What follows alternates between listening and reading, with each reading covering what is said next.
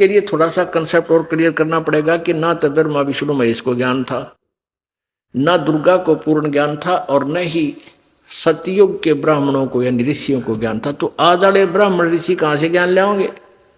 ना वो वेद समझ सके, परमात्मा की एक वाणी को क्लियर करने के लिए कि गुरु बिन का वेद पढ़े जो प्राणी, समझे ना सार रहे अज्ञानी। ये सार नहीं समझ सके भगवान इन वेदों का। अनुवाद तक कोई कर दे, उठ पटंग संस्कृतकार कुछ भी कर सकते हैं जिसको थोड़ी बहुत आती है, लेकिन भावार्थ महत्व रखता है। ये देखिए श्रीमद् भागवत यानी दुर्गा पुराण गीता प्रेस गोरखपुर से प्रकाशित है। ये दुर्गा है, राक्षसों को मार रही है, ये इसी की महिमा है इसमें। ये दुर्गा पुराण कहो चाहे देवी पुराण कहो। ये इसके संपादक कौन है? हनुमान प्रसाद पोदार चिमनलाल गोस्वामी। गीता प्रेस गोरखपुर से प्रकाशित है। प्रकाशक एवं मुद्रक हैं गीता प्रेस गोरखपुर, गोविंद भवन कार्यालय कोलकाता का संस्थान। अब इसमें आपको 28 पृष्ठ पे दिखाते हैं। अब पुण्यात्माओं, हम रोटी रोज वही खाते हैं, और जिस दिन उन्हीं रोटी में सुबह खा ली, शाम में भूख नहीं लगी, तो आप अस्वस्थ हो चुके हो। जब तक आप स्वस्थ हो, रुचि पूरी बनेगी, भूख प्रॉपर लगेगी। ऐसे ही इस परमेश्वर के ज्ञान ने 100 बार भी सुनोगे, 100 बार ही आपको अच्छा लगना चाहिए, तो आपका भक्ति स्वस्थ चल रहा है, आप ठीक चल रहे हो। अन्यथा आपको लगता है तो कई बार सुन लिया, पहले भी सुना था, तो आप में कोई कर्म की मार फिर जोर दे रही है। उसका इलाज भी यह है कि ना चाहते हुए भी इसी कड़वी टैबलेट ने खाते रहना। यह ज्ञान सुनना ही सुनना पड़ेगा, और इसी तो फिर देखना सेट हो जाता, 2 मिनट के बाद रुचि हो जाती है। अब देखिएगा ये पहला स्कंद और पृष्ठ 28 पे यहां देखिएगा नारद जी और व्यास जी की वार्ता हो रही है। नारद जी ने कहा, महाभाग व्यास जी, तुम इस विषय में जो पूछ रहे हो ठीक ही प्रश्न मेरे पिताजी ने भगवान श्री हरि से किया था, यानी विष्णु जी से। देवादिदेव भगवान जगत के स्वामी हैं, लक्ष्मी जी उनकी सेवा में उपस्थित रहती हैं। ये उनकी शोभा बता रखी है, वो किसे हैं भगवान। वे चराचर जगत के आश्रयदाता हैं। अब क्या कह रहा नारद जी, वे चराचर जगत के आश्रयदाता हैं, जगत गुरु एवं देवताओं के भी देवता हैं। ऐसे जगत प्रभु भगवान श्री हरि महान तप कर रहे थे, उनकी समाधि लगी थी। यह देखकर मेरे पिता ब्रह्मा जी को बड़ा आश्चर्य हुआ। अतः उन्होंने उनसे जानने की इच्छा प्रकट की। ब्रह्मा जी ने पूछा, प्रभु आप देवताओं के अध्यक्ष, जगत के स्वामी, भूत भविष्य एवं वर्तमान सभी जीवों के एकमात्र शासक हैं। भगवान फिर आप क्यों तप कर रहे हैं और किस देवता के आराधना में ध्यान मगन है? मुझे असीम आश्चर्य तो यह हो रहा है कि आप देवेश्वर एवं सारे संसार के शासक होते हुए भी समाधि लगाए बैठे हैं। अब विष्णु जी ने के ज्ञान दिया, बताया। ब्रह्मा जी के विनित वचन सुनकर भगवान श्री हरि यानी विष्णु जी कहने लगे, ब्रह्मन सावधान होकर सुनो, मैं अपने मन का विचार व्यक्त करता हूं। देवता दानव मानव सब यही जानते हैं कि तुम सृष्टि करते हो, मैं पालन करता हूं, और शंकर संहार क्या करते हैं, किंतु फिर भी वेद के पारगामी पुरुष अपनी युक्ति से ये सिद्ध करते हैं कि रचने पालने और संहार करने की यह योग्यता जो हमें मिली है, इसकी अधिष्ठात्री शक्ति देवी है, यानी दुर्गा है। वे कहते हैं कि जो आगे छोड़ो, उस शक्ति के अभाव में तुम इस संसार की सृष्टि नहीं कर सकते, मैं पालन करने में सफल नहीं हो सकता, और रुद्र से संहार कार्य भी होना संभव नहीं। ब्रह्मा जी, हम सभी उस शक्ति के सारे ही अपने कार्य में सदा सफल होते आए हैं। अब देखो कितने कंसेप्ट क्लियर होंगे कि समर्थ नहीं है ब्रह्मा विष्णु महेश। सुवर्थ प्रत्यक्ष और प्रोक्ष दोनों उदाहरण मैं तुम्हारे सामने रखता हूं, सुनो। यह निश्चित है कि उस शक्ति के अधीन होकर ही मैं इस शेष नाग की सैया पर सोता और सृष्टि करने का अवसर आते ही जाग जाता हूं। मैं सदा तप करने में लगा रहता हूं। उस शक्ति के शासन से कभी मुक्त नहीं रह सकता। कभी अवसर मिला तो लक्ष्मी के साथ सुखपूर्वक समय बिताने का सौभाग्य प्राप्त होता है। मैं कभी तो दानवों के साथ युद्ध करता हूं। आखिर जगत को भय पहुंचाने वाले दैत्यों के विकराल शरीरों को शांत करना मेरा परम कर्तव्य हो जाता है। आगे और तोड़ पाड़ दिया। मुझे सब प्रकार से, ये 29 पृष्ठ पे है पहले सकंद का, मुझे सब प्रकार से शक्ति के अधीन होकर रहना पड़ता है। मैं दुर्गा के अधीन हूं और उन्हीं भगवती शक्ति का, मैं दुर्गा का मैं निरंतर ध्यान किया करता हूं, यानी मैं उससे की पूजा करता हूं। और परमा जी मेरी जानकारी में इन भगवती शक्ति से, दुर्गा से बढ़कर दूसरे कोई देवता नहीं, यानी इससे ऊपर कोई भगवान नहीं। ये फाइनल गॉड है मेरा। अब दुर्गा क्या कहती है? वो कहती है ब्रह्म की साधना करो, क्योंकि इन ज्ञान, अब जैसे माँ के पेट में प्राणी को पूरा ज्ञान होता है और बाहर आते भूल जाता है, ऐसे ही दुर्गा भी ऊट पटांग, क्योंकि एक सतलोक से निकलने के बाद इनकी ऐसी ही स्थिति हो गई है, इनको यथार्थ ज्ञान नहीं रहा। अब दुर्गा जो है अपने वचनों में कदे परब्रह्म कह रही है, कदे पारब्रह्म बोल रही है परम अक्षर, फिर अक्षर ब्रह्म की महिमा गा रही है और आखिर में कहती है वो ब्रह्म है और उसका ओम नाम है, उसका जाप करो और वो ब्रह्म लोक में रहता है बस, और किसी की पूजा मत करो। तो इससे विष्णु जी के अज्ञान की पोल खुल गई। वो कहता मैं दुर्गा से ऊपर किसी को नहीं मानता। दुर्गा कहती है ब्रह्म की पूजा करो और सब पूजाएं छोड़ दो, मेरी भी छोड़ दो। आगे देखो इसी दुर्गा पुराण में 562 पृष्ठ पे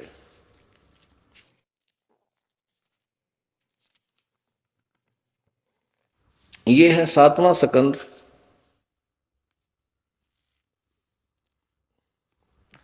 और 562 पृष्ठ।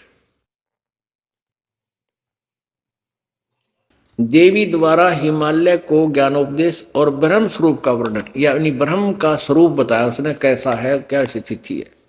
श्री देवी कहने लगी पर्वतराज इस प्रकार योग युक्त होकर, ये तो अपने बारे में कह रही है, यहां कहती है उस ब्रह्म का क्या स्वरूप है।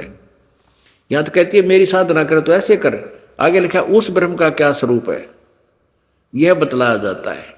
जो प्रकाश रूप सबके अत्यंत समीप में स्थित हृदय रूप गुहा में स्थित होने के कारण गुहातर नाम से प्रसिद्ध है और महान पद अर्थात परम प्राप्य है। वह समस्त प्रजा के ज्ञान से परे है, अर्थात किसी की बुद्धि में आने वाला नहीं है, यह तुम जानो। जो परम प्रकाश रूप, जो सूक्ष्म से अत्यंत सूक्ष्म है, जिसमें संपूर्ण लोक और इन लून लोकों में निवास करने वाले प्राणी स्थित हैं, वही यह अक्षर ब्रह्म। अब देखो यहाँ अक्षर ब्रह्म कहा है, वही सबके प्राण है, वही सबकी वाणी है और वही सबके मन है। यह वह परम सत्य और अमृत अविनाशी तत्व है। सौम्य उस वेदने योग लक्ष्य को तुम वेदन करो, लक्ष्य का तुम वेदन करो, मन लगाकर उसमें तन्मय हो जाओ। सौम्य उपनिषद में कथित महान अस्त्र रूप धनुष लेकर उस पर उपासना द्वारा तीक्ष्ण किया हुआ बाण संधान करो और फिर भावानुगत चित्त के द्वारा उस बाण को खींचकर उस अक्षर रूप ब्रह्म को ही लक्ष्य बनाकर वेदन करो। उसका के मंत्र बताओ है फिर आखिर में, ओम परमण ओम धनुष है, जीवात्मा बाण है, ब्रह्म को उसका लक्ष्य कहा जाता है। ब्रह्म आगे देखो, उस एकमात्र परमात्मा को ही जाने, दूसरी सब बातें छोड़ दे, यानी अपनी पूजा को भी नकारा करती है और किसी की पूजा नहीं, केवल ब्रह्म पूजा करें। यही अमृत रूप परमात्मा के पास पहुंचने का पुल है। संसार समुद्र से पार होने का, अमृत रूप परमात्मा को प्राप्त करने का सुलभ साधन है। इस आत्मा का ओम के जप के साथ ध्यान करो। इससे अज्ञान में अंधकार से सर्वथा परे और संसार समुद्र से पार जो ब्रह्म है उसको पा जाओगे, तुम्हारा कल्याण हो। आगे ना ब्रह्म के ऊपर ओम नाम है, ब्रह्म उसका जाप है।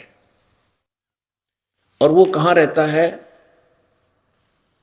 वह यह सब का आत्मा ब्रह्म ब्रह्म लोक रूप दिव्य आकाश में स्थित है, वहां रहता है। अच्छा, ये तो अब ये परमात्मा का एक सेंटेंस, वेद कतेव झूठे ना भाई, झूठे हैं जो समझे नाही, गुरु बिन काहू न पाया ज्ञाना, ज्यों थो था बुझ छड़े किसाना, गुरु बिन वेद पढ़े जो प्राणी, समझे न सार रहे अज्ञानी। गुरु के बिना, इससे सिद्ध है कि ना ब्रह्मा जी को गुरु मिला, ना विष्णु जी को मिला, ना शिव जी को मिला, ऋषि मैं ऋषियों को इनको तो मिलना ही कहाँ था। यानी गुरु नहीं मिला जो वेदों का निर्णय कर सके।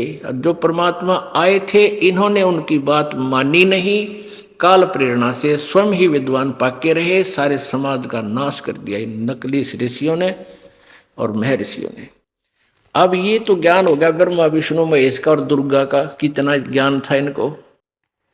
वेदों से ये परिचित नहीं थी दुर्गा, क्योंकि दुर्गा ब्रह्म तक की साधना बताती है। गीता जी अध्याय नंबर 8 के श्लोक नंबर 16 में लिखा है कि ब्रह्मलोक पर्यंत भी सभी पुनर्वर्ती में है, वहां भी गए हुए स्थायी स्थान नहीं प्राप्त कर सकते, वो अविनाशी नहीं हो सकते, उनका पूर्ण मोक्ष प्राप्त नहीं हो सकता, जन्म मृत्यु के रहट से ये नहीं निकल सकते।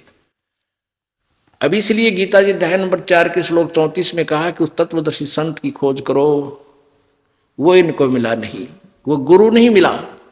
यही अभी वेदों में आपको प्रमाण दिया जा रहा है। यजुर्वेद अध्याय नंबर 40 के श्लोक नंबर 10 और 13 में इस मंत्र में स्पष्ट कहा है कि वेद ज्ञानदाता कहता है कि यथार्थ ज्ञान तूने जानना है तो तत्वदर्शी संतों से सुनो, वो बताओगे ठीक ठाक वास्तविकता। अब सतयुग के ऋषियों के बारे में, ब्राह्मणों के बारे में क्या सोच थी वो आपको बताते हैं। 414 पृष्ठ पे इसी देवी पुराण के ये देखिएगा, ये छठा स्कंद और पृष्ठ नंबर 414 पे ये है संक्षिप्त देवी भागवत छठा स्कंद। जन्मे जय ने पूछा महाभाग किस युग में कैसा धर्म का स्वरूप है, इस संपूर्ण विषय को विशेष रूप से बताने की कृपा कीजिए। ये writer of Purana Veda and Gita Vyas ji, ये सब का लेखक है। और ये क्या बोल रहा है देखना। व्यास जी बोले, राजन यह निश्चय है कि सतयुग में ब्राह्मण वेद के पूर्ण विद्वान थे और उनके द्वारा निरंतर भगवती जगदम्बा की आराधना होती थी। वेद के पूर्ण विद्वान थे और वो दुर्गा की पूजा करते थे। ये थे वेद के विद्वान, थारा गजे भैया। और भगवती का दर्शन करने के लिए उनका मन सदा ललायित रहता था। अरे कलयुग के ब्राह्मणा क्या फिर कहाँ के इन ऋषियों की तो कहना क्या है। इस देवी पुराण में लिखा है कि सतयुग में जो राक्षस होते थे वो कलयुग के ब्राह्मण हैं। ये दास नहीं कह रहा, ये देवी पुराण बता रही है। ये देखिएगा इसी में छठा स्कंद वही 414 पृष्ठ,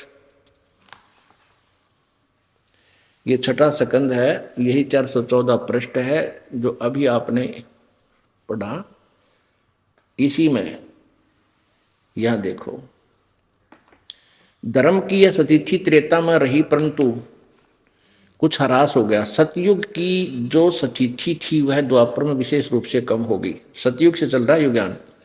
राजन इन प्राचीन युगों में, पहले वाले युगों में जो राक्षस समझे जाते थे वे कलयुग में ब्राह्मण माने जाते, क्योंकि अब के ब्राह्मण प्राय पाखंड करने में तत्पर रहते हैं। दूसरों को ठगना, झूठ बोलना और वैदिक धर्म कर्म से अलग रहना कलयुगी ब्राह्मणों का स्वाभाविक गुण बन गया है। दास नहीं कह रहा, ये अपने सदग्रंथ बता रहे हैं। अपने आत्माओं परमात्मा का वो एक ही शब्द, एक ही श्लोक, भाई गुरु बिन काहू न पाया ज्ञाना, जो थो था वो छड़े किसाना, गुरु बिन वेद पढ़े जो प्राणी, समझे न सार रहे अज्ञानी। ये अज्ञानी टोल इकट्ठा हो रहा था सारा। अब ब्रह्म खुद कहता है गीता जी अध्याय नंबर 18 के श्लोक नंबर 62 में कि तू सर्वभाव से उस परमेश्वर की शरण में जा, और उसके लिए तत्वदर्शी संतों की खोज कर चौथे जाएंगे 34वें श्लोक में। तो इन सभी ने गुरु नहीं मिला, तत्वदर्शी संत नहीं मिला, जिसलिए ये सब अज्ञानी थे। अब देखो फिर यजुर्वेद देखते हैं हम। ये यजुर्वेद ये महर्षि दानव सरस्वती द्वारा अनुवादित है। आज परिभाषा प्रभु की के ऊपर विशेष विवरण है हमारा। तो इन्होंने क्या ये इसलिए क्लियर कर रहे हैं सारा कि परमात्मा ब्रह्म, परब्रह्म और पूर्ण ब्रह्म, ये तीन परमात्मा से परिभाषा प्रभु कंप्लीट होती है। प्रकाशक है सार्वदेशिक कार्य प्रतिनिधि सभा 2/5 महर्षि दान भवन, नर्मदा मैदान, नई दिल्ली। अनुवादक हैं महर्षि दानंद। यजुर्वेद भाषा भाष्य महर्षि दानंद सरस्वती कृत, पूरे 40 अध्याय। और ये कहाँ से छपी है? वही Prince offset printers 1510 Pataudi house, Daryaganj, नई दिल्ली से। अब हम ये पढ़ते आ रहे हैं यजुर्वेद भाषा भाष्य अध्याय नंबर 4400 यानी 40वां, ये 15वां पढ़ रहे थे। इससे इन अज्ञानियों की झलक आई थी, इसलिए ये प्रसंग बीच में सुनाना पड़ा। ये देखिएगा, इसमें सीधा अर्थ है वायु अनिलम अमृतम अथम इदम, अथ इदम भस्मांतम शरीरम, ओम कर्तो समर किलवे समर और कर्तुम समर। ओम नाम का जाप काम करते करते स्मरण करो, किलबे यानी कसक के साथ स्मरण करो। कति जैसे आदमी घनी जानी मरते हुए याद करता है, ररंकार, ररंकार इसको बोलते हैं। आधा राय बोल था, इतने में मालिक ने उसकी मदद की आकर के डूबते हुए। तो ऐसे आप भक्ति करोगे तो थोड़ा मंत्र कर लेना, कति कसक के साथ करना, वो सीधा जमा होता आपका जा करके। अब देखो फिर है कर्तुम समर, मूल कर्तव्य समझकर, मुख्य कारण समझकर उसका क्षमण करो। फिर बसमान वायु अनिलम अमृतम अथ इदम, इसके पश्चात आपका जो वायु माने ये प्राण, ये जीव, श्वास निकलेगा, जो अंत होगा तेरे शरीर का, ये अमृतम यानी इतना अमर हो जाएगा जैसे ओम नाम के जाप करने वाले विधिवत विकारों रहित होकर के और पूर्ण संत से उस स्तर के गुरु से नाम ले करके, तो ये कहाँ चले जाते हैं? ब्रह्मलोक में। और ब्रह्मलोक में कब तक रहते हैं? 36,000 बार इस उत्पत्ति पर लय हो लेगी, यानी ब्रह्मा की मृत्यु तक, ब्रह्मा की आयु तक ये वहाँ रहेंगे। उसके बाद फिर 84 लाख योनियों में आ जाएंगे। यानी इतना, इसलिए इनको भी अमर बता दिया। इतने वर्षों तक वहां रह भी जाएगा तो फिर भी मृत्यु, फिर भी जन्म मृत्यु। फिर आगे क्या बताया है? इसने क्या अनुवाद किया है?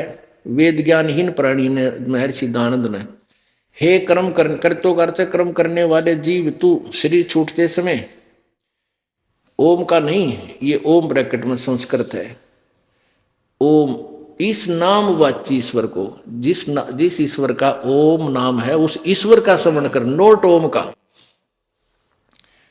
किलबे माने अपने सामर्थ्य के लिए परमात्मा और अपने स्वरूप का, किलबे मानी अर्थ किया इसने, स्मरण कर। कर्तम अपने किए का स्मरण कर। इस संस्कार का वायु धनज्जादि रूप वायु, अनिलम कारण रूप वायु को कारण रूप वायु, अविनाशी कारण को धारण करता। इसके अंतर यह शरीर नष्ट होने वाला, सुखादि का आश्रय शरीर, अंत में भस्म होने वाला होता है, ऐसा जानो। बता इसका कोई सिर पैर बना? इसका क्या निष्कर्ष निकाला? इतना बड़ा व्याख्या कर दी। आगे देखो 70वें मंत्र में 40वें अध्याय के में 2 परमात्मा सिद्ध किए। दास ये चाहता है कि हम परिभाषा प्रभु की अकॉर्डिंग टू द शास्त्र समझें और वही फाइनल है, बाकी दंत कथा कोई कुछ कहता रहो, उससे हमने कुछ लेना देना नहीं। गीता जी अध्याय नंबर 16 के श्लोक नंबर 23-24 में यही कंसेप्ट क्लियर कर रखा है कि जो शास्त्र विधि को त्याग कर मनमानी पूजा करते हैं उनको कोई लाभ नहीं होता, ना उनकी गति होती, ना उनको सिद्धि प्राप्त होती, ना कोई कार्य सिद्ध होता, ना सुख होता। इसलिए अर्जुन तेरे लिए कर्तव्य और अकर्तव्य में, यानी कौन से कार्य करने हैं, कौन से त्यागने चाहिए भक्ति मार्ग में, उनके लिए शास्त्र ही प्रमाण है, नथिंग एल्स। सदग्रंथों को फाइनल मान कर फिर चलना। जो संत शास्त्र अनुसार साधना बताता है उसी संत की खोज कर और उसी के कार्य बताए अनुसार साधना करो, जब सफल होगी। तो यहाँ के हमने सदग्रंथों से ही अपने आप को स्थिर करना है, अपने ज्ञान को दृढ़ करना है, तभी हम आगे चल पाएंगे। अब 44वां अध्याय 40वां अध्याय यजुर्वेद 40वां अध्याय। अब इसमें 17वां मंत्र आप पढ़ेंगे। इसमें क्या लिखा है? हर्मेन पात्रेण सतस्य अपहितम मुखम, ये असौ आदित्य पुरुष है, स असौ अहम ओम खम ब्रह्म। अब इसका अनुवाद क्या लिखा है स्वामी जी ने? हे मनुष्यो, जिस ज्योति स्वरूप, हिरमेन ज्योति स्वरूप, पात्रेण रक्षक मुद से, सत्य से अविनाशी यथार्थ कारण के अपहितम आच्छादित मुखम, मुख के तुल उत्तम अंग का प्रकाश किया जाता है, जो वह असौ मान वह आदित्य प्राण व सूर्य मंडल में वो पूर्ण परमात्मा है। वह प्रोक्ष रूप है, वो तो गुप्त है, वो तो ऊपर गुप्त है। जो अविनाशी भगवान है वो तो ऊपर गुप्त है। और अहम, अब देखो अहम संस्कार देखो, अहम मैं खम आकाश के तुल व्यापक, ये लिखा है ओम खम ब्रह्म। वो ब्रह्म जो है, खम माने ब्रह्मलोक में स्वर्ग में रहता है, उसका ओम नाम है, ये सीधा इसका अर्थ है। खम माने स्वर्ग भी होता है, आकाश भी होता है, दो अर्थ। दिव्य आकाश लिखा है ना, दिव्य आकाश में स्थित है, देव दुर्गा बोल रही है, तो खम माने वो दिव्य आकाश है, और ब्रह्म माने ब्रह्म, ओम उसका ओम मंत्र है। तो इसका क्या अर्थ है? वह परमात्मा तो पूर्ण परमात्मा है, वह प्रोक्ष रूप है, यहां है लिखना था, ये उड़ जा रहा है।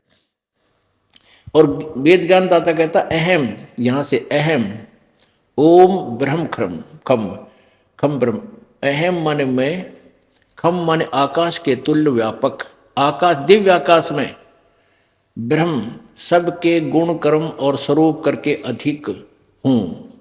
अब सीधा लिखा मैं ब्रह्म हूं, इससे कि देख ले, मैं आकाश में रहता हूं उस खम में, और मैं ब्रह्म सबके गुण कर्म और स्वरूप करके अधिक हूं। यार नहीं लिख दे मैं ब्रह्म हूं और सबका रक्षक जो मैं उसका, ये ओम और लिख दिया, ओम सबका रक्षक जो मैं हूं, ओम ऐसा नाम जानो। पढ़ो जो पढ़ो जो। अब यहां इसका अर्थ, हाँ ये दास ये कहना चाहता था कि दो परमात्मा इस यजुर्वेद भी सिद्ध कर रहा है, दो भगवान, दो प्रभु।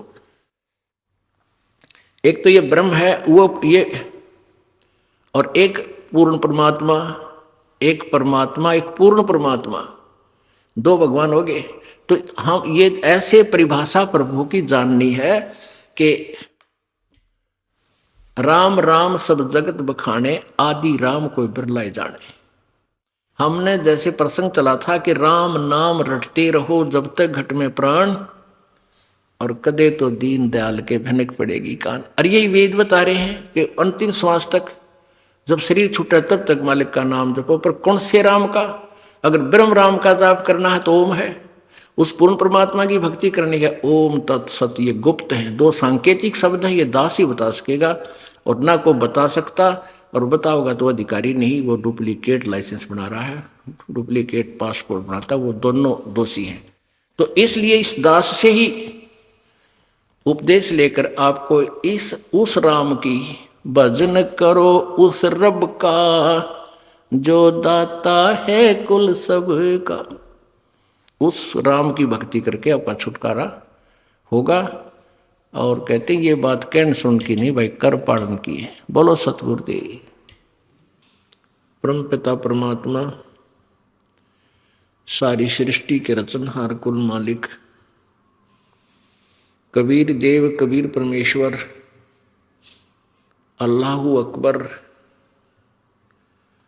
ये वही परमेश्वर हैं जो सर्व ब्रह्मांडों के रचयिता हैं। ये परमात्मा प्रत्येक युग में अपने सत्यलोक से चलकर यहाँ लीला करने के लिए आते हैं। ये परम अक्षर ब्रह्म है।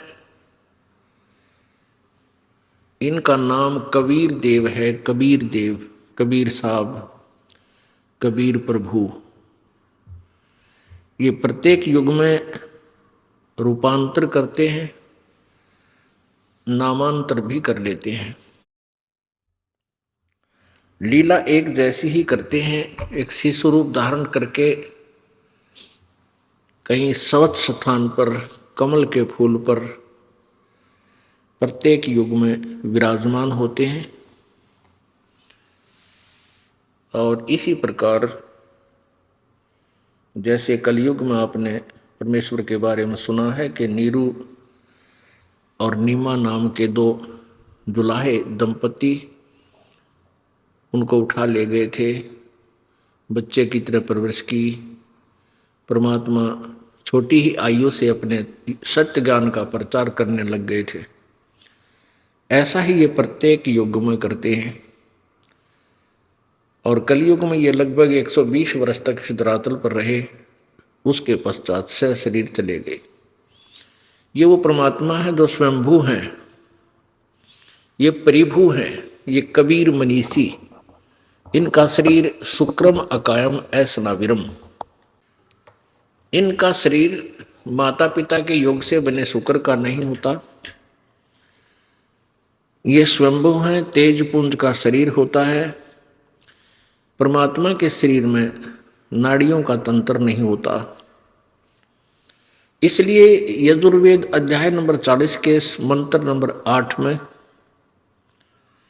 इसी कबीर मनीषी यानी कबीर विद्वान जिसकी इच्छा प्रत्येक व्यक्ति को है, वो कबीर साहब, कबीर भगवान, कबीर देव है। इनका शरीर अकायम, शुक्रम अकायम, 5 तत्वों से रहित इनका शरीर है। ऐसनाविरम है, नाड़ियां नहीं है इसके शरीर में परमात्मा के। वो प्रभु है, सबसे पहला, सबसे पहले प्रगट। प्रभु माने प्रथम प्रगट, और स्वयंभू माने स्वयं ही सर्वस्वा होते हैं। ये स्वयं ही प्रगट होते हैं, किसी मां से जन्म नहीं लेते। जैसे इस पृथ्वी पर आते हैं तो भी ये स्वयंभू होते हैं। सतलोक में, अमरलोक में, अलख लोक में, अगम लोक में, अनामी लोक में, कै लोक आदि में ये वही परमात्मा है जो स्वयंभू है, किसी मां से जन्म नहीं लेते। ये सब के पिता हैं। परमात्मा का पिता कोई नहीं होता।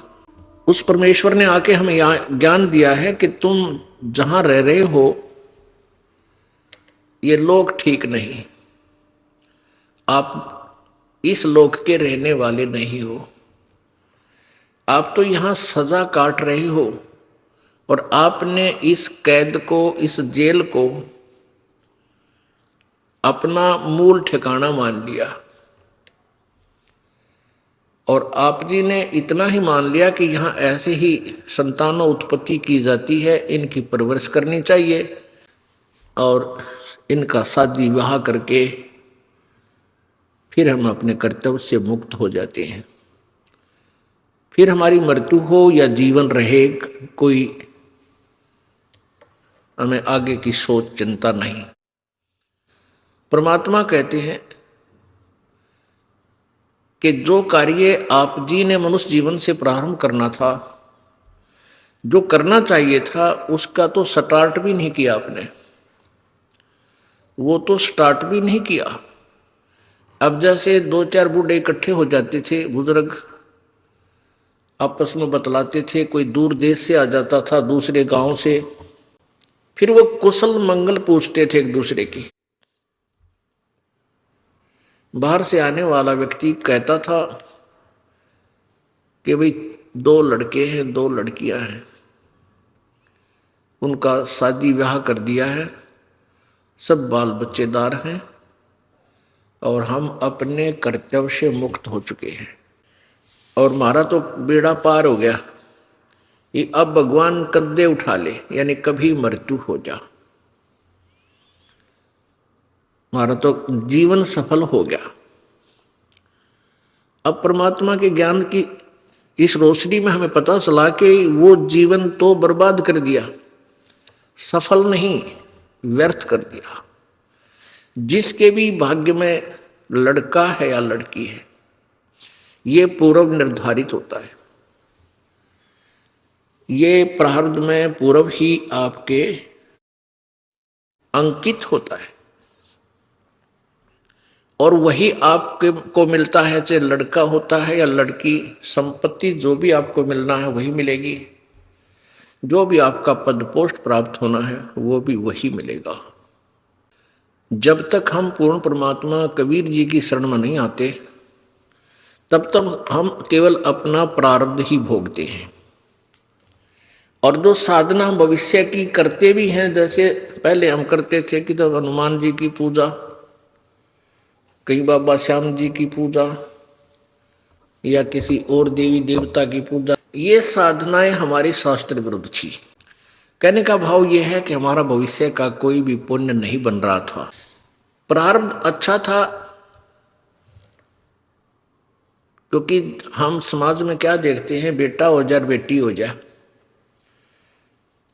छोटी सी कोई रोजगार हो जाए, फिर एक कोठी हो जाए, और जो भी कुछ होता था हम सोचते थे हमारे ये भगवान कर रहे हैं जिनकी पूजा हम कर रहे हैं, क्योंकि हम आध्यात्मिक ज्ञान से अपरिचित थे। और जो भी हमारा कोई शुभ होता था, जैसे पुत्र की प्राप्ति को बहुत शुभ मानते थे, तो अपने भगवान श्री कृष्ण जी पर ही हमारी बुद्धि की नीडर जाती थी, सुई जाती थी कि श्री कृष्ण भगवान विष्णु जी ने मौज कर दी। फिर हनुमान जी याद आ जाते, हनुमान जी ने मौज कर दी। फिर बाबा श्याम जी दिख जाता तो बाबा श्याम जी ने मौज कर दी। इन्होंने हमारे को पुत्र बख्श दिया। अब पता चला कि ये तो कोई भी परिवर्तन हमारे प्रारब्ध में कर ही नहीं सकते।